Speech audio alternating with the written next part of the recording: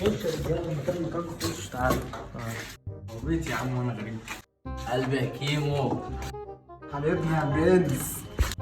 زي ما انتوا كده اخواتي 5 كده، في بس مشكله مع واحده جارتنا هحلها وارجوكوا على طول. 5 مش هطول عليكم زي ما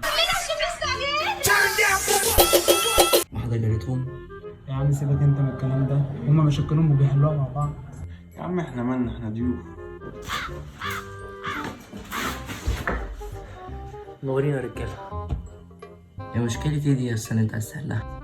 مشكلة وجارتكم، والله ينور. ماشي رجالة تمام. بس المشكله كبيره قوي وصعبه قوي وما اتحلتش. روح بس احلها بسرعه وارجوكوا زي ما قلت لك.